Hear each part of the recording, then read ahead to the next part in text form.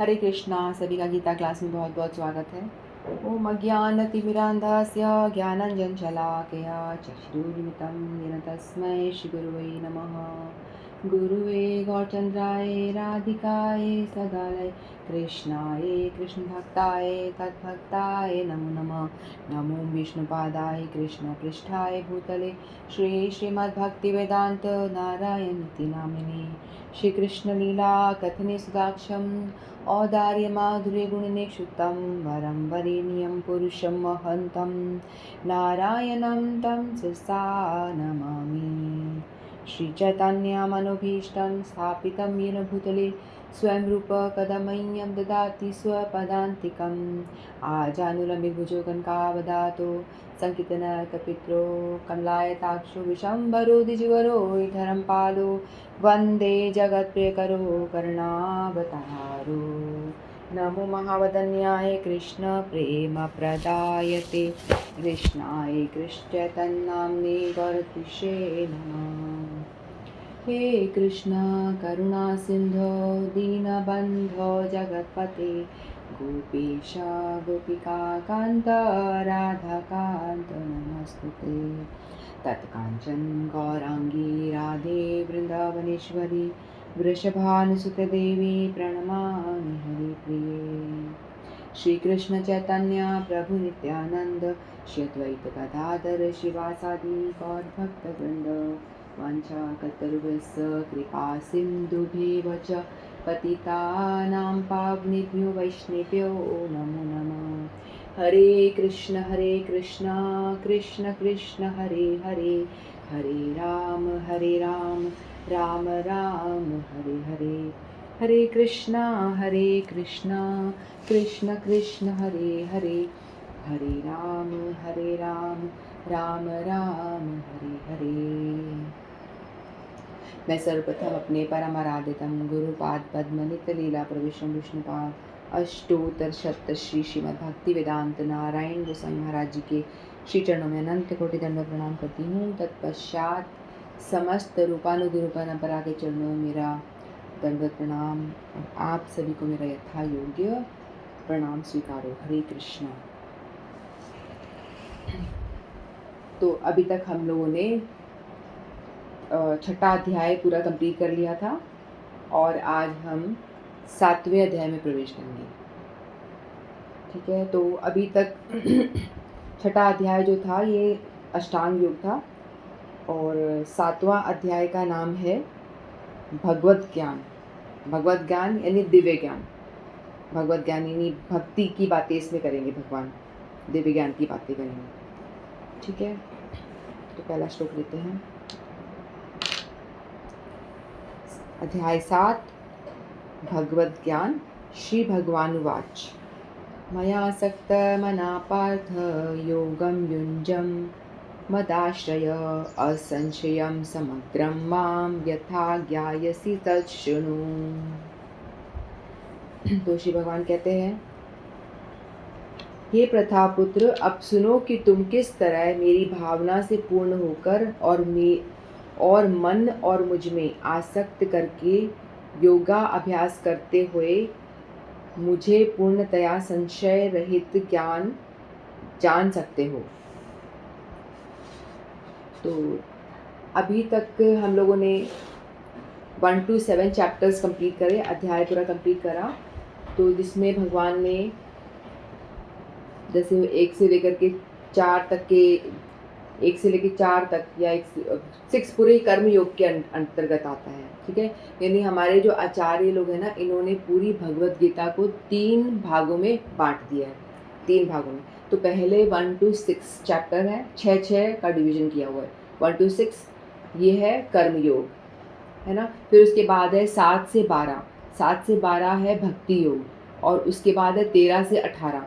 13 से 18 जो हमारे भगवत गीता में 18 अध्याय हैं पूरे, तो इनको 6 डिवीजन अध्याय में डिवाइड कर दिया गया है। पहला कर्म योग बताया, अभी तक हमने जो पढ़ा था वो कर्म योग के विषय में हमने जाना, है ना। सकाम कर्म, फिर निष्काम कर्म, इसके बारे में हमने ज़्यादा चर्चा भगवान ने की थी। फिर अब इसके बाद में भगवान ने अभी भक्ति योग के बारे में भगवान बताएंगे। फिर 13 से 18 ज्ञान योग के बारे में बात करेंगे। ठीक है। तो ये जैसे भक्ति योग को बीच में क्यों रखा है, भक्ति योग जो है इम्पोर्टेंट चैप्टर है, ठीक है। तो श्रीमद् भगवद गीता का जो मेन जो हमें ग्रहण करने वाला तत्व है वो है भक्ति, है ना, शरणागति, भगवान के प्रति शरणागति और भक्ति करना। तो इस चीज़ को भगवान ने बीच में क्यों रखा है? जैसे कि हम देखते हैं कि सैंडविच जब बनता है तो सैंडविच के ऊपर एक लेयर होता है ब्रेड का और नीचे ब्रेड का लेयर होता है और बीच में होता है जो मेन जो तत्व है उसका, है ना। यदि पनीर का सैंडविच है तो पनीर की स्टफिंग होती है अंदर, या कोई सब्जी का है तो उसकी सब्जी आलू की स्टफिंग होती है। तो जो मेन तत्व होता है वो बीच में होता है। तो इसीलिए भगवान ने आस पास कर्म योग और ज्ञान योग को रखा है और बीच में भक्ति योग को रखा है, क्योंकि ये जो है हमारा बहुत इम्पोर्टेंट चैप्टर है, इम्पोर्टेंट अध्याय आने वाले हैं जो आएंगे आगे, ठीक है। तो भगवान कह रहे पूर्ण ज्ञान होता क्या है, भौतिक और आध्यात्मिक ज्ञान, है ना। ये अभी तक के जो चैप्टर में पहले भगवान ने बताया था कि हमको अपना स्वरूप के बारे में बताया था भगवान ने ना, कि हम कौन है। सेकंड चैप्टर में, फर्स्ट चैप्टर में तो पूरा स्टेज बनाया गया था कि सेना खड़ी हुई है, इधर कौरवों की सेना है, इधर पांडवों की सेना है, बीच में भगवान आ गए, फिर रथ लेकर के अर्जुन ने कहा आ जाओ बीच में, और युद्ध करने को तैयार हो ही रहे थे तो जो अर्जुन है मोहित हो जाता है। तो भगवद गीता ऐसे स्टार्ट होती है। फिर सेकेंड चैप्टर में भगवान ने अर्जुन को पूरा अपने स्वरूप के बारे में बताया था, हमारे मनुष्य के स्वरूप के बारे में बताया था कि तू कौन है, तू शरीर नहीं है, तू आत्मा है। तो तू डर मत, जो भी तेरे पितामह वगैरह हैं सामने खड़े हैं, गुरुजन तेरे और भाई वगैरह सब खड़े हैं, स्वजन, तो तू इनको मारेगा तो भी नहीं मारेगा, क्योंकि आत्मा तो अमर है, इसको तो कोई मार भी नहीं सकता। नैनम चिंदंती शस्त्राणी नैनम दहती पावक न चैनम कलेदियंत्याको न शोष्यति मारुता। बताया था ना कि कुछ इनका कोई अग्नि भी सुखा नहीं सकती और आग हवा सुखा नहीं सकती, आग जला नहीं सकती, कोई हथियार से काटा नहीं जा सकता। इस तरह से भगवान ने उन्हें अपने स्वरूप के बारे में बताया था कि हमारा स्वरूप क्या है। और अब भगवान क्या बताएंगे आगे अब चैप्टर में कि मेरा स्वरूप क्या है, भगवान अपने विषय में बताएंगे। अभी तक भगवान ने सारी बातें मनुष्य के बारे में, अर्जुन के बारे में बताई थी, आत्मा के विषय में बताई थी, और अब भगवान पूरी अपने खुद के विषय में, अपने स्वरूप के बारे में बताएंगे, ठीक है। तो भगवद गीता के इस 7वें अध्याय में कृष्ण भावनामृत की प्रगति का विशद वर्णन हुआ है। कृष्ण समस्त ऐश्वर्य से पूर्ण है और वे इन्हें सब किस प्रकार प्रकट करते हैं। तो लास्ट के जो छठा अध्याय जो था अष्टांग योग, है ना, अष्टांग योग में भगवान ने लास्ट में क्या बताया था, उससे पहले श्लोक में बताया था कि जो भी अलग अलग ध्यान योग ज्ञान योग है उनसे ज़्यादा श्रेष्ठ अष्टांग योग है।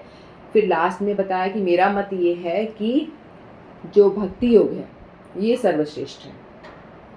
फिर भगवान को ये इतनी इंपॉर्टेंट लगा ये बात कि भक्ति योग सर्वश्रेष्ठ है, तो यहाँ अर्जुन ने 7वें अध्याय में कोई प्रश्न ही नहीं पूछा, कुछ भी नहीं पूछा। तो भगवान इतने एक्साइटेड हैं कि भक्ति योग के बारे में बताने के लिए, तो अब खुद ही बताना शुरू कर देते हैं। कुछ प्रश्न पूछा ही नहीं अर्जुन ने कि कैसे इसका पालन करना चाहिए, ये प्रश्न होना चाहिए ना अर्जुन का, लेकिन उन्होंने अर्जुन के मन में जो आएगा प्रश्न भगवान खुद ही बता रहे हैं। तो भगवान बताते हैं कि अब तो मेरे मतलब कृष्ण समस्त ऐश्वर्य से पूर्ण है और वे ही इसे किस प्रकार प्रकट करते हैं इसका वर्णन इसमें हुआ है। इसके अतिरिक्त इस अध्याय में, अब इस अध्याय में हम क्या क्या पढ़ेंगे वो बातें बता रहे हैं, ठीक है। तो प्रभुपाद जी बताते हैं कि इस अध्याय में हम आगे क्या क्या पढ़ने वाले हैं। इसमें पहली बात तो हम ये पढ़ेंगे कि कृष्ण कौन है। तो कृष्ण जो पूरे ऐश्वर्य जो उनके अंदर से आते हैं, ऐश्वर्य में पूर्ण है, तो भगवान के बारे में जानेंगे हम, उनके स्वरूप के बारे में, उनके ऐश्वर्य के बारे में हम जानेंगे। फिर दूसरी बात हम जो मेन बातें क्या पढ़ने वाले हैं इसमें, फिर पढ़ेंगे कि हम 4 प्रकार के भाग्यशाली व्यक्ति कृष्ण की ओर आसक्त होते हैं। 4 तरह के जो लोग हैं भगवान से जो भगवान की ओर अट्रैक्ट होते हैं, भगवान की पूजा करने के लिए आते हैं, वो हम आगे के श्लोकों में पढ़ेंगे। और 4 प्रकार के भाग्यहीन लोग जो कृष्ण की शरण में कभी नहीं जाते। तो 4 जो भगवान की शरण में जाते हैं और 4 जो नहीं जाते उनके विषय में पढ़ेंगे, और भगवान अपने ऐश्वर्यों के बारे में बताएंगे और अपने स्वरूप के बारे में बताएंगे कि मैं कौन हूँ, मैं कैसा हूँ। ये सब बातें हम इस अध्याय में पढ़ेंगे, ठीक है। तो प्रथम 6 अध्यायों में जीवात्मा को अभौतिक आत्मा के रूप में वर्णित किया गया है, जो विभिन्न प्रकार के योगों द्वारा आत्म साक्षात्कार को प्राप्त हो सकता है। जीवात्मा के बारे में बताया भगवान ने। फिर छठे अध्याय में के अंत में यह स्पष्ट कहा गया था कि मन को कृष्ण में एकाग्र करना, या दूसरे शब्दों में कृष्ण भावना मृत्यु में सर्वोच्च योग है। तो छठे अध्याय में हमने देखा अष्टांग योग, ध्यान योग में हमने मन के बारे में ज़्यादा बात की थी ना। मन के विषय में भगवान बता रहे थे कि मन को कैसे कंट्रोल करें, मन को कैसे भगवान में लगाएं। भगवान में लगाना यानी कृष्ण भावना मृत्यु की सर्वोच्च योग्य दशा होती है। भगवान को यदि मन में लगा रहे हैं तो हमारी भक्ति हो जाती है ना।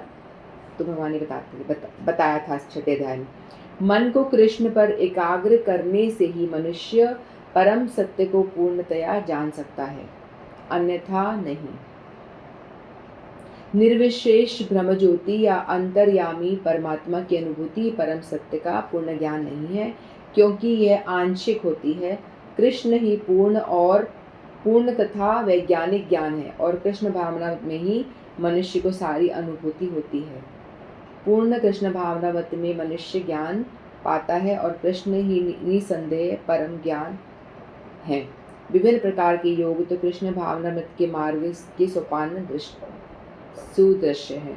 तो यहाँ भगवान कह रहे हैं कि कुछ जैसे जो अलग अलग लेवल की स्टडी होती है ना, कि ब्रह्म के बारे में जो ज्ञानी है वो ब्रह्म में लीन हो जाना चाहते हैं, और अष्टांग योगी जो ध्यानी है वो परमात्मा का दर्शन करते हैं। जो भक्त है वो अपने अंदर परमात्मा का दर्शन करता है, साथ साथ में साकार रूप में भगवान की सेवा भी करता है, और भगवान के वो मानता भी है। तो यही पूर्ण स्टडी है कि भगवान के विषय में जानना, कि भगवान के 2 हाथ है, 2 पैर हैं, इस तरह से जो हम जानते हैं ये पूर्ण ज्ञान है। तो यदि भगवान यहाँ बता रहे हैं कि मेरे विषय में सोचो, मेरे विषय में सुनो, जानो, तो जो ब्रह्म ज्योति में लीन होते वो तो क्या ध्यान करेंगे। कुछ लोग कहते हैं ना कई ध्यान क्लासेस चलती है, मेडिटेशन क्लासेस वगैरह चलती है, तो वहाँ पे आपको कोई बोलेंगे आप मेडिटेट करो, तो किस चीज़ में मेडिटेट करोगे। मेडिटेट करने के लिए कुछ तो होना चाहिए ना आपके पास में। हम कोई बात सुनते हैं, हमने किसी चीज़ के बारे में जाना, ठीक है, यदि हमको कोई किसी चीज़ के बारे में जानते हैं तो हम उसी का मेडिटेशन हम कर सकते हैं। किसी व्यक्ति को हम जानते हैं तो हमने उसके बारे में देखा हुआ है उसको, तो हम उसको अपने ध्यान में ला सकते हैं, है कि नहीं। हम उसी का ध्यान कर सकते हैं जिसको हमने देखा होता है, जिसके बारे में हमने कुछ सुना होता है। लेकिन ब्रह्म में तो कुछ है ही नहीं, सब कुछ निराकार, कुछ भी ज़ीरो है, तो उसमें क्या ध्यान होगा। तो इसीलिए भगवान यहाँ बताते हैं कि यहाँ भगवान बोल रहे हैं कि यथा यस्यामि तत्शृणु, तो किस तरह से भक्ति करनी है, किस तरह से हमें भक्ति में प्रवेश करना है, उसके विषय में भगवान बता रहे हैं। तो जैसे हमने नवधा भक्ति के विषय में हमने सुना था ना, बड़ा भी था, श्रवण कीर्तन स्मरण, है ना। स्मरण किसका होता है, स्मरण जो स्टेज आती है, ध्यान वाली स्टेज जो आती है वो आती है 3rd, और इसमें वैसे हमने स्मरण में विष्णु स्मरण आता है। किसका स्मरण करना है, विष्णु का, यानी विष्णु तत्व का। राम हो सकते हैं, उसमें विष्णु हो सकते हैं, कृष्ण हो सकते हैं, नरसिंह हो सकते हैं, जो ये सब विष्णु तत्व हैं, तो इनका स्मरण करने के लिए बोला गया। तो सबसे पहला स्टेप क्या है, श्रवण। सबसे पहला स्टेप है श्रवण करना। जब हम सुनते हैं तो ही हम किसी के बारे में मेडिटेट कर सकते हैं, सुनेंगे ही नहीं तो हम क्या वो करेंगे। पहले श्रवण करते हैं, सुनते हैं, फिर स्मरण करते हैं, उसको दिमाग में सोचते हैं, है ना। श्रवण कीर्तन, श्रवण करके कीर्तन करते हैं, बोलते हैं उसके विषय में, फिर उसके बारे में ध्यान करते हैं, विष्णु स्मरण, फिर उसके बारे में चिंतन करते हैं, है ना। तो पहला सबसे बेसिक जो पहला स्टेप है नवदा भक्ति का वो है श्रवण।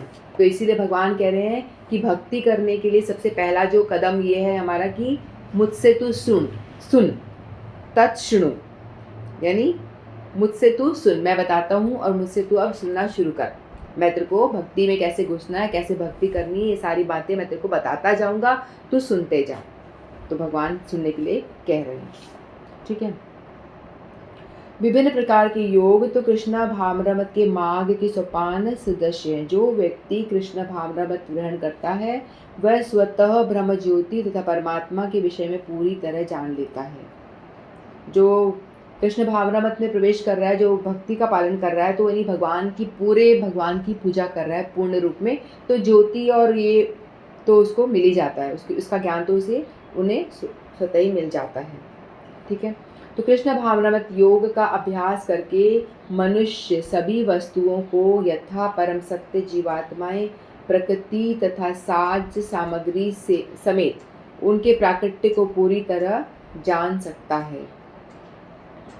तो कृष्ण भावनामत का अभ्यास करने से व्यक्ति जीवात्माओं के विषय में जानता है, प्रकृति के विषय में भी जान जाएगा, बाकी ये सृष्टि कैसे बनी, सब कुछ कैसे प्राकृत्य हुआ है, सब ब्रह्मांड इस सब का, तो वो सारी विषय में वो जान जाता है। अतः मनुष्य को चाहिए कि छठे अध्याय के अंतिम श्लोक के अनुसार योग का अभ्यास करे। अंतिम में भगवान ने कहा ना, तो तू मेरा मतलब कि भक्ति योग का पालन कर। तो परमेश्वर कृष्ण पर ध्यान की एकाग्रता को नवदा भक्ति के द्वारा संभव बनाया जा सकता है। भगवान का हम भजन कैसे कर सकते हैं? नवदा भक्ति का पालन करके हम कर सकते हैं। ठीक है, इसमें श्रवणम अग्रणी है, यानी सबसे पहला है। श्रवणम जो है सबसे पहला है एवं सबसे महत्वपूर्ण है, सबसे इम्पोर्टेंट भी है। ये भक्ति का जो अंग है, 9 अंग बताए, तो श्रवण जो है सबसे पहला और सबसे इम्पोर्टेंट अंग है भक्ति का। अतः भगवान अर्जुन से कहते हैं तत्शृणु, भगवान कह रहे हैं अर्जुन को, इसलिए तत्शृणु, मुझसे सुनो, मैं बताता हूँ, तू सुनते जा। कृष्ण से बढ़कर कोई प्रमाण नहीं, अतः उनसे सुनने का जिसने सौभाग्य में प्राप्त हो वह पूर्णतया कृष्ण भावना भावित हो जाता है। अतः मनुष्य को या तो साक्षात कृष्ण से या कृष्ण के शुद्ध भक्त से सीखना चाहिए। तो देखो, एक बात ये भी आती है कि हमें सीखना किससे चाहिए। भगवद गीता का ज्ञान हम देखते हैं ना, बहुत लोग दे रहे होते हैं। टीवी पे आप देखो तो कितनी सारी भगवद गीता के या भागवतम के लेक्चर चलते रहते हैं, लेकिन हम हर किसी को, भगवद गीता में भगवान मना कर रहे हैं कि हर किसी से मत सुनो। जो व्यक्ति संप्रदाय से जुड़ा हुआ है, सबसे पहले तो ये होता है कि भगवान सुनने के लिए कुछ आपकी वो होती है, क्वालिटीज होती है, वो नेक्स्ट श्लोक में हम पढ़ते हैं। तो सुनना चाहिए या तो साक्षात भगवान से सुनना है, क्योंकि भगवान ने ही भगवद गीता कही है, या भगवान के शुद्ध भक्तों से सुनना है। जो भगवान के शुद्ध भक्त हैं उनसे सुनना है, हर किसी से नहीं सुनना है। या जो उस परंपरा में आता है उससे, परंपरा में जो है वो शुद्ध भक्ति है। ठीक है, तो हम जो ये भगवद गीता लेके बैठे हैं, ये वाली है भगवद गीता यथारूप, यानी Bhagavad Gita as it is. ये श्री श्रीमद् AC भक्ति वेदांत स्वामी प्रभुपाद जी के द्वारा लिखी गई है। तो ये संप्रदाय में आते हैं, ब्रह्म मध्य गौड़ीय संप्रदाय में है ये, और हम भी उन्हीं के फॉलोअर हैं। तो मैं जैसे बोल रही हूँ, तो मैं उन्हीं की वाणी जो उन्होंने लिखी है भगवद गीता में, उन्होंने जो टीका लिखी है उस टीका को मैं पढ़ रही हूँ, तो उन्हीं की बात को मैं दोहरा रही हूँ। तो हम जो पढ़ रहे हैं तो ये ठीक है, प्रमाणिक है, क्योंकि हम परंपरागत पढ़ रहे हैं और गुरु के शरणागत होकर पढ़ रहे हैं। तो ऐसे मतलब जो भगवद गीता भी है ना, कई तरह से लिखी गई है, तो इसमें कहीं में तो भक्ति के बारे में ज़्यादा कुछ बताते भी नहीं है, तो हर कुछ नहीं सुनना होता है ना। जैसे हमने एक उदाहरण पहले भी दिया होगा मैंने, दूध जो होता है बड़ा पौष्टिक होता है, हमारे शरीर के लिए दूध है बड़ा ही पौष्टिक है। ठीक है, तो आपको 1 गिलास दूध दिया गया है कि आप इसको पी लीजिए, तो आप उसको यदि पी रहे हैं, आपकी माँ दे रही है, पी रहे हो, तो वो आपके लिए बहुत अच्छा है, हेल्थ के लिए। लेकिन यदि वो दूध आपने थोड़ी देर पड़ा छोड़ दिया और उसको आकर के किसी विषैले सांप ने मुंह लगा दिया, दूध तो वैसा ही है, दूध बड़ा पौष्टिक है, लेकिन विषैले सांप ने मुंह लगा दिया है, तो आप उसको अब पी नहीं सकते। उसको यदि आप पियोगे तो आपकी मृत्यु तक हो सकती है, क्योंकि वो जो विषैला हो गया है। क्योंकि दूसरे यदि कोई संप्रदाय, कोई दूसरे लोग जो होंगे, जो अभक्त होंगे, कहने का मतलब जो अभक्त होंगे, जो भगवान में जिनकी श्रद्धा नहीं होगी, भगवान में भगवद गीता को समझने के लिए सबसे पहला आपकी क्या वो है, बेसिक क्वालिफिकेशन जो चाहिए आपको, कम से कम भगवान में श्रद्धा होनी चाहिए ना, कि भगवान को भगवान माने। कुछ लोग तो होते हैं भगवान को भगवान मानने को ही तैयार नहीं होते, वो बोलेंगे भगवान तो एक ऐतिहासिक पुरुष थे, जैसे राजा लोग हुए थे, उस तरह से भगवान भी कभी हुए थे ऐसा। तो भगवान को भगवान ही नहीं मानते हैं, तो उनको ना श्रद्धा होती है, और वो यदि पढ़ते भी हैं तो वो सोचते हैं कि देखूं इसमें क्या लिखा है, देखूं तो सही क्या लिखा हुआ है इसके अंदर, यानी चैलेंजिंग मूड में आते हैं और वो चैलेंजिंग मूड में आके पढ़ने का प्रयास करते हैं और देखना चाहते हैं क्या लिखा हो। तो भगवान यहाँ पे ऐसा बताते हैं कि ऐसे अभक्तों के आगे मैं उनकी दिमाग के आगे पर्दा लगा देता हूँ, उनके ज्ञान के ऊपर पर्दा लगा देता हूँ। वो कुछ समझ ही नहीं पाएंगे। वो चाहे कितना पढ़ने के प्रयास कर लें चैलेंजिंग मूड लेकर के आकर के कि देखूं क्या लिखा है, तो नहीं पढ़ पाएंगे। तो इसके लिए आपको शरणागत होना पड़ता है, तभी आप पढ़ सकते हो, अन्यथा नहीं पढ़ सकते। तो हमें सुनना चाहिए भगवान कृष्ण से, स्वयं से या उनके शुद्ध भक्तों से सुनना चाहिए, और जो कि वो परंपरा में आते हों, जो भक्त हैं। ठीक है। अतः मनुष्य को यह तो साक्षात कृष्ण या कृष्ण के शुद्ध भक्त से सीखना चाहिए, न कि अपनी शिक्षा का अभिमान करने वाले अभक्त से। अभक्त जो है वो अभिमान करके आता है ना, मेरे पास बड़ा ज्ञान है, मैंने ये वेद पढ़ लिए, यानी ज्ञानी, जो ज्ञानी पुरुष है वो, उसको भक्ति तो होती नहीं है, बस ज्ञान का घमंड ज़्यादा होता है, वही वो बांटता फिरता है और वो लेने का और प्रयास करता रहता है। तो उसको पूरा ज्ञान नहीं मिलता, लेकिन तोते की तरह चीज़ों को रट लेता है। ठीक है। तो ऐसे लोगों को भगवान अपनी भक्ति नहीं देते, अपनी भक्ति प्रदान नहीं करते, सिर्फ वो ज्ञानी बन के रह जाते हैं, ज्ञान नहीं दिखाते हैं। तो परम सत्य श्री भगवान कृष्ण को जानने की विधि का वर्णन श्रीमद् भागवतम के प्रथम स्कंद में द्वितीय अध्याय में हुआ है। तो यहाँ भागवतम में भी कई सारे ऐसे श्लोक बोले गए हैं जिससे कि भक्ति कैसे करनी है, उसका क्या प्रोसेस है, वो बताया गया है। ठीक है। तो वैदिक साहित्य में से श्री कृष्ण के विषय में सुनना या भगवत गीता से साक्षात उन्हीं से सुनना या अपने आप में पुण्य कर्म है। भगवत गीता के बारे में सुनना ये एक बहुत ही पुण्य कर्म है, क्योंकि हम भगवान की दिव्य वाणी को सुन रहे हैं। साधारण किसी व्यक्ति की वाणी हम नहीं सुन रहे हैं, जो भगवान ने कही है उसी चीज़ को हम दोहरा रहे हैं, सुन रहे हैं। ठीक है। जैसे पोस्ट ऑफिस लेटर आया है, पोस्ट ऑफिस में से लेटर आया, देने के लिए कोई आ रहा है, तो लेटर लिखा हुआ तो है किसी और का, तो पोस्टमैन है वो देता है आकर के, जो लिखा हुआ जो मैसेज उसमें है वो किसी और व्यक्ति का है, आपके रिलेटिव का है, तो पोस्टमैन तो सिर्फ ला करके आपको एज इट इज़ पकड़ा देता है। तो वैसे ही मैं जो बोल रही हूँ वो पोस्टमैन की तरह, ये मैसेज जो है भगवान ने दिया है, भगवत गीता में श्रील प्रभुपाद ने लिखा है, तो वो उस पोस्टमैन की तरह मैसेज मैं आप तक पहुँचाने का और अपने आप तक पहुँचाने का प्रयास कर। ठीक है। तो कृष्ण के विषय में सुनना है, उनके लिए शुभेक्षु मित्र की भांति कार्य करता है, और जो भक्त निरंतर उनका श्रवण करता है उसे वह शुद्ध कर देते हैं। तो भगवान के विषय में यदि हम सुनते हैं तो क्या होता है, सुनते सुनते क्या होता है, हमारा जो कॉन्शियस है वो पवित्र होना शुरू हो जाता है। भगवान की कथाएं, भगवान के कीर्तन जो है हमारे हृदय में जो गंदगी भरी हुई है, अनर्थों से भरा हुआ है हमारा हृदय, उसमें डस्टिंग करता है, यानी उसकी सफाई शुरू कर देता है भगवान की कथाएं, है ना। जैसे पानी का ग्लास गंदे पानी का भरा हुआ है, हमारा हृदय गंदे पानी से भरा हुआ है उस तरह से, तो उस गंदे पानी को, ग्लास को आप चलते हुए नल के नीचे रख दोगे और ऊपर से नल चला दोगे, तो क्या होगा, पानी, नल का पानी गिरते गिरते गिरते गिरते क्या होगा, आपने उस गंदे पानी को गिराया नहीं है, सिर्फ गंदे पानी के भरे हुए ग्लास को नल के नीचे, बहते पानी के नीचे रख दिया है। तो थोड़ी देर में आप देखोगे गंदा पानी अपने आप से नीचे गिरना शुरू हो जाएगा, फिर थोड़ी देर में आप चबा के देखोगे तो वो ग्लास पूरा अच्छे पानी से भर चुका है, शुद्ध पानी से भर चुका है। यही ठीक स्थिति हमारे साथ होती है। हम लोग यदि भगवान की कथाएं लगातार सुनते रहेंगे, जब टाइम मिले जितना ज़्यादा हो सके सुनो, यानी अच्छे पानी को डालते जाओ डालते जाओ डालते जाओ, तो गंदा पानी है वो अपने आप रिप्लेस हो जाएगा। जो हमारे हृदय में गंदी वासनाएं ये सब भरी हुई है ना, क्रोध, मोह, मद, मत्सर, माया, ईर्ष्या, सब कुछ जो भरा हुआ है, वो भगवान की कथा सुनते सुनते जब अच्छा पानी ऊपर आता जाएगा आता जाएगा आता जाएगा, तो गंदा, हमारे अंदर जो गंदा पानी भरा हुआ है वो धीरे धीरे अपने आप साफ होना शुरू हो जाएगा। तो भगवान की कथाएं हमारे हृदय में प्रवेश करके हमारे हृदय को क्लीन करती हैं। तो इसलिए हमको क्या करना है, निरंतर, ऐसा नहीं है कि थोड़ा सा सुन लिया बस हो गया, जितना हो सके निरंतर सुनना है हमेशा। यदि आपको अपना हृदय को जितना क्लीन जल्दी करना है तो ज़्यादा कथाएं सुनो, कम करना है और धीरे धीरे करना है तो उस गति से सुनिए आप। ठीक है।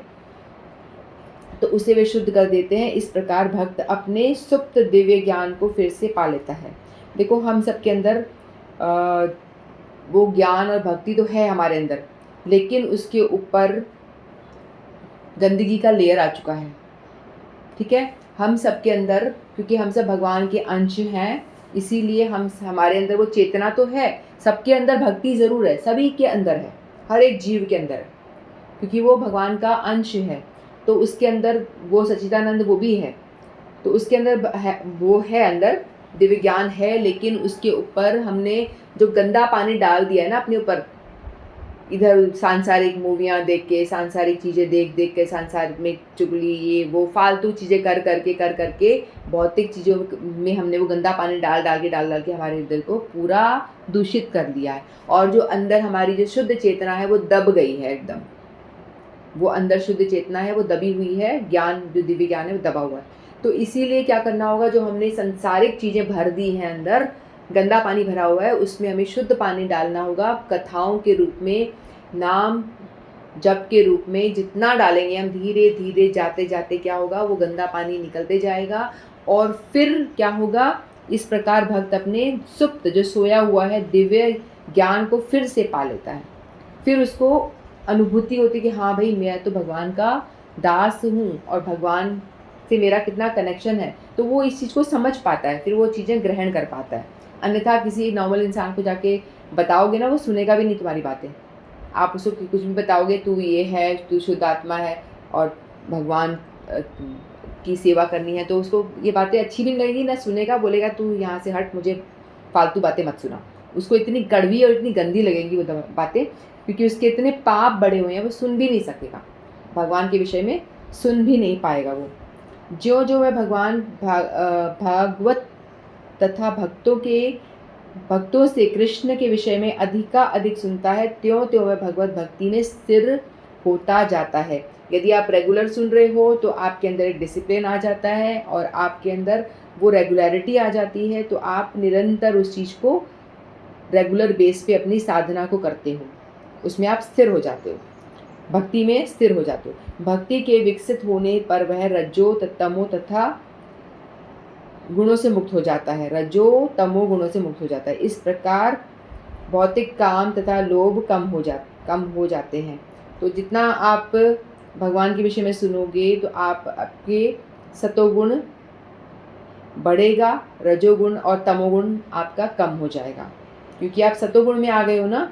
तमोगुण तो वही होता है जो कुछ करता ही नहीं है, पड़ा रहता है, प्रमाद आलस प्रमाद में रहता है। तो वो धीरे धीरे यदि आपने साधना शुरू कर दी तो आप डिसिप्लिन वे में हो गए, आप सतोगुण में आ गए हो, है ना। और रजोगुण क्या होता है, रजोगुण हमारी सांसारिक भोग की कामनाएं जो हैं वो रजोगुणी होती हैं, है ना। तो जितना हम भगवान के विषय में सुनेंगे तो हमारी भक्ति बढ़ेगी, भक्ति आगे बढ़ेगी, उसी प्रमाण में हमारी आसक्ति संसार से कम होगी, यानी रजोगुण। जो संसार से हमारी आसक्ति है उसको रजोगुण कहते हैं। रजोगुण क्या होता है, भौतिक सुख की प्राप्ति की तीव्र लालसा, मुझे ये भी मिले, मुझे वो भी मिले, मुझे ऐसे प्रोग्रेस करना है, कैसे बढ़ जाऊँ, कैसे अपना उद्धार कर लूँ, कैसे अपनी मटीरियली सक्सेस पाऊँ, कैसे बिजनेस बढ़ा दूँ, कैसे नौकरी और अच्छी कर दूँ। तो ये सारी जो कामनाएं हैं वो हमारी हैं रजोगुण से होती है, ये रजोगुणी है। तमोगुणी तो पड़ा रहेगा, कुछ नहीं करेगा, वो सोता रहेगा, टीवी देखता रहेगा और मज़े करता रहेगा अपना फालतू सारे काम। तो यदि हम भक्ति करते हैं, भगवान की कथाएं सुनते हैं, तो हम रजोगुण से भी और तमोगुण से, दोनों से ऊपर उठ जाते हैं, ठीक है, और सतोगुण में आते हैं। इस प्रकार भौतिक काम तथा लोभ कम हो जाते हैं, लोभ अपने आप कम हो जाएंगे, भक्ति बढ़ेगी तो संसारिक लोभ कम हो जाएगा। जब वे कल्मश दूर हो जाते हैं तो भक्त सतोगुण की में स्थिर हो जाता है। फिर वो सतोगुण में स्थिर होने का मतलब अपनी प्रैक्टिस वो रेगुलर कर रहा है, रेगुलर बेस पे कथाएं सुन रहा है, रेगुलर बेस पे चैंटिंग कर रहा है, रेगुलर बेस पे जो उसकी साधना है वो ठीक से कर रहा है। तो ये सतोगुण में वो स्थित हो चुका है, सब काम अच्छे कर रहा है, गलत काम कुछ नहीं कर रहा है। भक्ति के द्वारा स्फूर्ति प्राप्त करता है और भक्ति करने से उसको अपने अंदर एक स्फूर्ति, यानी एक अपने अंदर एनर्जी फील होती है कि मैं अच्छा कर रहा हूँ, भगवान की ओर जा रहा हूँ, तो एक सात्विक अनुभूति होती है और अपने अंदर वो एनर्जी फील करता है, एनर्जेटिक फील करता है अपने आप को, और भगवत तत्व को पूरी तरह जान लेता है। भक्ति योग भौतिक मोह की कठिन ग्रंथि को भेदता है और भक्त को असंशयम समग्रम अर्थात परम सत्य श्री भगवान को समझने की अवस्था को प्राप्त कराता है। तो जितना हम भक्ति योग करेंगे, भगवान के विषय में जानना शुरू करेंगे, तो उससे क्या होगा, हम भगवान, हमारे अंदर जो भौतिक कलमश ये सब है वो दूर होते जाएंगे और भगवान की ओर हम बढ़ते जाएंगे। अतः श्री कृष्ण से या कृष्ण भावना भावित भक्तों के मुखों से सुनकर ही कृष्ण तत्व को जाना जा सकता है। तो इस श्लोक में भगवान ने ये बोला है, महत्वपूर्ण बात ये है कि तुम सुन, हे अर्जुन तू अब सुन, मेरे विषय में सुन, मैं तुझे सुनाता हूँ, मुझसे सुन साक्षात या मेरे भक्तों से सुन। ठीक है, नेक्स्ट श्लोक लेते हैं। ज्ञानम तेयम सुविज्ञानम इदम वक्ष्याम अशेषतः यज्ञात्वा नेह भूयोनंत ज्ञातव्यम अवशिष्यते। ज्ञानम तेयम सुविज्ञानम इदम वक्ष्याम अशेषतः यज्ञात्वा नेह अनंत ज्ञातव्यम अवशिष्यते। तो श्री भगवान कहते हैं, अब मैं तुझसे पूर्ण रूप से व्यवहारिक तथा दिव्य ज्ञान कहूँगा, जिसे जान लेने पर तुम्हें जानने के लिए और कुछ भी शेष नहीं रहेगा। भगवान कह रहे हैं, सुनने को तैयार हो जा, मैं तेरे को अब क्या बताने वाला हूँ, पूर्ण दिव्य ज्ञान के विषय में बताऊँगा, जिसको जानने के बाद में तुझे और कुछ जानना शेष नहीं रह जाएगा, कुछ भी शेष नहीं रह जाएगा। ठीक है, तो जैसे दूसरे धर्मों में है, क्रिश्चियन धर्म में जीसस क्राइस्ट हैं, तो वो ऐसा कहते हैं कि मेरे पास बहुत कुछ कहने को है, मैं बहुत कुछ कहना चाहता हूँ, लेकिन तुम योग्य नहीं हो सुनने के, तो मैं कह नहीं पाऊँगा। ठीक है, तुम इस चीज़ को ग्रहण नहीं कर पाओगे। तो भगवान जीसस क्राइस्ट हैं, उनके बाइबल में लिखा है कि वो सन ऑफ गॉड है, तो गॉड है भगवान खुद, तो भगवान के बेटे हैं, यानी कि वो भगवान के अच्छे भक्त हैं। तो भगवान के भक्त को तो पता ही है ना कि भगवान के विषय में वो जानता है। भक्त तभी है क्योंकि वो भगवान के विषय में जानता है, भगवान को पहचानता है, भगवान के ऐश्वर्य के बारे में सब जानता है। तो वो ऐसा कहते हैं कि भाई, बाइबल में उन्होंने बताया कि मैं बहुत कुछ बताना चाहता हूँ, लेकिन तुम ग्रहण नहीं कर सकते। लेकिन हमारी भगवद गीता में भगवान कहते हैं, मैं तेरे को सब कुछ बता देता हूँ, इसके बाद कुछ शेष बचेगा ही नहीं जानने के लिए। तो यहाँ भगवान कह रहे हैं, क्योंकि भगवान स्वयं खुद है वो भगवान, तो वो जानते हैं, उन्होंने इस सृष्टि का बनाया है, तो वो जानते हैं कि मैंने जो ज्ञान दे दिया तो ये परफेक्ट ज्ञान है, इसके अलावा और कुछ है ही नहीं जानने के लिए। ये पूरा का पूरा ज्ञान मैं तुझे बता रहा हूँ। हमारी भगवद गीता जो है ये पूर्ण ज्ञान से भरी हुई है। तो आप बोलोगे भागवत क्या है, फिर हम तो कहते हैं ना भागवत भी है, भागवत ग्रंथ भी भक्तों का बड़ा श्रेष्ठ ग्रंथ है, भगवद गीता है। भगवद गीता जो है प्राइमरी स्टडी है, उसके बाद में भागवतम आती है। तो भागवतम इसी का ही आगे वाला पार्ट है, क्योंकि भगवद गीता में भगवान ने बोला और भागवतम में भगवान ने अपने भक्तों की और खुद की लीलाएं करी। तो अपने विषय में ही भगवान यहाँ बता रहे हैं, मैं ये हूँ, मैं वो हूँ। फिर आगे भगवान अपनी लीला बता रहे हैं, उनकी लीला के विषय में। जैसे हमने किसी के व्यक्ति के बारे में, हमने किसी बच्चे के विषय में हमने सुना, ये बड़ा नटखट है, ये ऐसा है, वो ऐसा है, सिर्फ सुना मात्र। भगवद गीता में हम सुन मात्र हैं, लेकिन भागवतम में हम उस नटखट लड़के की पूरी देख रहे हैं लीला। माखन चुरा रहा है, ऐसे जा रहा है, ऐसी गोपियों के कपड़े चिरहरण कर रहा है, गोवर्धन उठा रहा है, ये उठा रहा है, यानी उसी का आगे का पार्ट है वो। ठीक है, तो भगवान अपने विषय में अपनी लीला और उनके भक्तों की लीला श्रीमद् भागवतम में, दो अलग अलग ग्रंथ हैं। श्रीमद् भगवद गीता भगवान की वाणी, जो भगवान ने कहा, ये सबके लिए है, ये आम जनता के लिए, नॉर्मल जनता के लिए, क्योंकि इसमें ज्ञान की बात भी करी है, ध्यान की बात भी करी है, सकाम कर्म की बात भी करी है, निष्काम कर्म की बात भी करी है, यानी सारे कर्म कांड भी बताया है इसमें, ज्ञान के बारे में बात की। यानी नॉर्मल इंसान के लिए, जिसको कुछ भी नहीं आता है, हम जैसे लोग, तो हम भगवद गीता पढ़ना हमारा यानी फर्स्ट प्राइमरी बुक है, ये बेसिक बुक है जो हमको पता होनी चाहिए भक्ति में एंटर करने से पहले। तो इसीलिए भगवद गीता हर किसी के लिए, और श्रीमद् भागवतम जो है सिर्फ भक्तों के लिए, जो भगवान को भगवान मानते हैं, भगवान के विषय में जानना चाहते हैं। तो जो भागवतम है उसका और पोस्ट ग्रेजुएशन लेवल वाला ग्रंथ है, जिसमें सिर्फ भक्तों के लिए ही है वो, बाकी नॉर्मल लोगों के लिए वो, उनको मज़ा नहीं आएगा इस चीज़ में। ठीक है, तो पूर्ण ज्ञान में प्रत्यक्ष जगत, उसके पीछे काम करने वाला आत्मा तथा इन दोनों के उद्गम सम्मिलित हैं। यह दिव्य ज्ञान है। भगवान उपयुक्त ज्ञान पद्धति बताना चाहते हैं क्योंकि अर्जुन उसका विश्वस्त भक्त मित्र है। चतुर्थ अध्याय के प्रारंभ में इसकी व्याख्या भगवान ने की और उसकी पुष्टि यहाँ भी हो रही है। भगवत भक्त द्वारा पूर्ण ज्ञान का लाभ भगवान के प्रारंभ होने वाली गुरु परंपरा से ही किया जाता है। तो यहाँ बता रहे हैं भगवान कि जैसे भौतिक जगत के बारे में बताना और आध्यात्मिक जगत के बारे में बताना, तो ये दोनों मिलाकर हो गया पूर्ण ज्ञान। भौतिक जगत तो हमारा ये संसार हो गया, ठीक है, इसके विषय में जानकारी प्राप्त करना, हमारे खुद के विषय में जानकारी प्राप्त करना और आध्यात्मिक जगत के बारे में जानकारी प्राप्त करना, तो ये दोनों मिलाकर हो गया पूर्ण ज्ञान। ठीक है, तो भगवान क्या कर रहे हैं, भौतिक आध्यात्मिक पूर्ण ज्ञान दे रहे हैं। तो भगवान कहते हैं ये दोनों ज्ञान मिलने के बाद में कुछ भी शेष नहीं बचता, यानी प्रकृति के बारे में बताएंगे, भौतिक ज्ञान के बारे में, और आध्यात्मिक यानी स्पिरिचुअल वर्ल्ड के बारे में भी बताएंगे, तो हो गया आपका पूर्ण ज्ञान। ठीक है, तो भगवत गीता जो है पूर्ण ज्ञान है, भगवान खुद ही कह रहे हैं। अशेषतः, अशेषतः का अर्थ होता है कि पूर्ण रूप से, इसमें कुछ भी इनकम्प्लीट बात नहीं है, पूर्ण बात बताई हुई है। अशेषतः जो वर्ड है इसमें ये बताता है कुछ शेष ना रह जाए। ठीक है,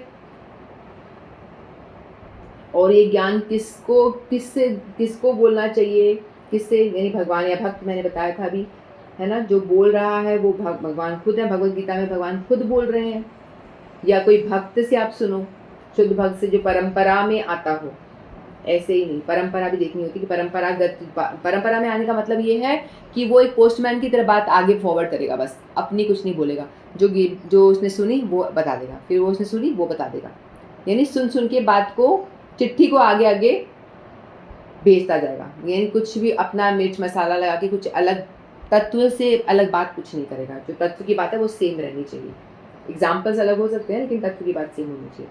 ठीक है, तो फिर हमने देखा 4 अध्याय में भक्तों में, इसमें पहले हमने 4थे अध्याय में देखा था ना कि भगवान ने कहा कि किसको मैं बताता हूँ, ये भगवत गीता किसको दे, भक्तो असी में सखा चेती, ये था ना एक श्लोक। तो भगवान उसे बता रहे हैं कि मैं ये भगवत गीता ज्ञान किसी को भी बताना नहीं चाहिए, अभक्त को तो बिल्कुल भी नहीं बताना चाहिए।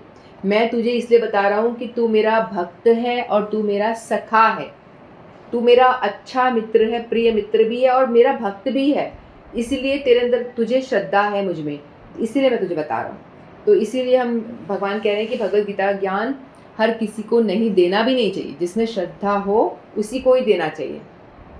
जैसे हम लोग सुन रहे हैं तो हमें भगवान को, हम कृष्ण मानते हैं, कृष्ण को भगवान मानते हैं और हमें श्रद्धा है, चलो पूर्ण श्रद्धा भी नहीं हो तो कम से कम कोमल श्रद्धा, थोड़ी बहुत श्रद्धा तो होनी चाहिए ना, तभी हम ज्ञान को धारण कर पाएंगे, अन्यथा हम भगवत गीता हमारी ऊपर से जाएगी, कुछ समझ में नहीं आएगा हमको।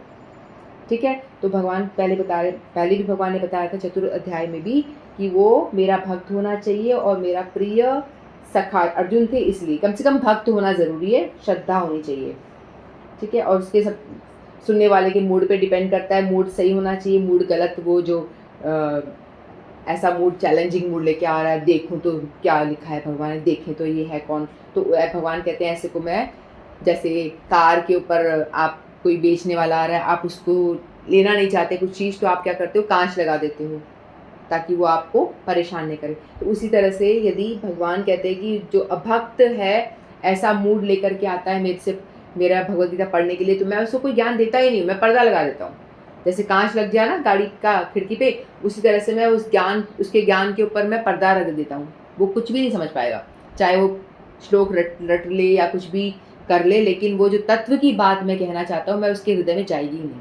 तो भगवान ये कह रहे हैं कि इसके लिए बहुत ज़रूरी कि आपकी भगवान में श्रद्धा हो, आप शरणागत हो, भगवान से प्रे करें पहले कि भगवान मुझे समझा देना कि मैं पढ़ने जा रही हूँ या सुनने का प्रयास कर रहे हैं हम, तो हमारी मोटी बुद्धि में घुसा देना, क्योंकि हम नहीं समझ पाएंगे जब तक भगवान कृपा नहीं करेंगे, हमारे गुरुजन जो परंपरागत जुड़े हुए हैं वो कृपा नहीं करेंगे, तो हम भगवद गीता का ज्ञान हमारे हृदय में नहीं जाएगा, हम उसको धारण नहीं कर पाएंगे, हम कुछ समझ के भी कुछ नहीं समझ पाएंगे। तो ये भगवान यहाँ बताते हैं। ठीक है। तो इसमें भी भगवान बताते कि जो ये स्वीकार करता है कि भाई ईश्वर ही परम भगवान है, ईश्वर है परम कृष्ण, ऐसे श्लोक आता है ना। फिर सुनना हमें प्रामाणिक गुरु से सुनना चाहिए, हमें हमेशा ऐसे किसी से नहीं सुनना चाहिए। जो मैंने आपको बताया, दूध को यदि विष लग जाता है तो फिर वो पीने योग्य नहीं रहता। यदि कोई अभक्त बोल रहा है तो अभक्त बोलता है, उसका मतलब ये उसने सांप दूध को विष लगाने के बराबर होता है, तो वो आपको गुण नहीं करेगा, वो आपको उल्टा नेगेटिव आपको असर होगा। यदि कोई जो बोल रहा है ना, जैसे हमारे शुद्ध गुरु वगैरह बोलते हैं, वो शुद्ध भक्त है, तो उनके हृदय के भाव हमारे हृदय तक पहुंचते हैं। जैसे यहाँ प्रभुपाद जी की बातें हैं, तो उनके हृदय के बात मैं बोल रही हूँ तो आपके हृदय में जाएंगे, क्योंकि उन्होंने लिखा है, उनकी शुद्ध भक्ति है, उनके भाव हम तक पहुँचते हैं, क्योंकि ये ग्रंथ जो है उन द्वारा लिखा हुआ है। ठीक है, तो इसलिए बहुत ज़रूरी है कि हम शुद्ध भक्त के ही सुने, वाणी सुने, और किसी की ना सुने। और इसकी ये होनी चाहिए क्वालिफिकेशन कि हमें गुरु में श्रद्धा हो, गुरु जो बोल रहा है उसमें श्रद्धा हो, साधु में, शास्त्रों में श्रद्धा हो, भगवान के प्रति श्रद्धा होगी तो ही हम भगवद गीता सुनेंगे, अन्यथा तो हम सुन ही नहीं सकते, कोई फ़ायदा ही नहीं होगा। ठीक है, तो भगवान ये बता रहे हैं कि भौतिक जगत, संसार क्या है, आत्मा क्या है। बेसिकली जो हम यहाँ इसमें पढ़ने वाले हैं, हम क्या होगा भगवद गीता में कि पूर्ण ज्ञान है क्या, पूर्ण ज्ञान क्या है, भौतिक संसार के बारे में ज्ञान कि भौतिक संसार क्या है, प्रकृति क्या है, तीनों गुण क्या है, ये सारी बातें। फिर बाद में आत्मा क्या है, हमारा स्वरूप क्या है, और भगवान, इन दोनों को बनाने वाला जो हमारा स्वामी भगवान कृष्ण, उनका स्वरूप क्या है, वो कौन है, और वो इसे कैसे संचालित करते हैं, कैसे इस जगत को, इस ब्रह्मांड को चलाते हैं। तो ये जो ज्ञान है इसे बोलते हैं पूर्ण ज्ञान। ठीक है, अतः मनुष्य को इतना बुद्धिमान तो होना चाहिए कि वह समस्त ज्ञान के उद्गम को जान सके, जो समस्त कारणों के कारण है और समस्त योगों में ध्यान का एकमात्र लक्ष्य है। जब समस्त कारणों के कारण का पता चल जाता है तो सभी ज्ञेय वस्तुएं प्राप्त हो जाती हैं और कुछ भी अज्ञेय नहीं रह जाता। वेदों का मुंडक उपनिषद का कहना है, तस्मिन् भगवो विज्ञाते सर्वमिदं ज्ञातम भवति। तो मतलब यही है कि यदि भगवान को हमने जान लिया, भगवान के विषय में हमने भगवान के विषय में कथाएं सुनी, चिंतन करा, उन्हीं को प्रसन्न करने के लिए सब कुछ कर रहे हैं, तो हमें हमारा भक्ति हो जाती है। तो आगे के श्लोकों में भगवान हमें बताएंगे। अभी तो भगवान को बोला है तू बैठ और सुन मेरी बातें, भगवान बताते जाएंगे कि कैसे तुझे भक्ति करनी है, इसका पालन कैसे करना है। तो ये सारी बातें भगवान अलग अलग डिफरेंट श्लोकों में हमें बताते जाएंगे। ठीक है, तो इतना ही कह के मैं वाणी के विश्राम की वांछा कल्पतरुभ्यश्च कृपा सिंधुभ्यो च पतितानां पावनेभ्यो वैष्णवेभ्यो नमो नमः। श्रीमद् भगवद गीता की जय। आप सभी की जय। हरे कृष्णा।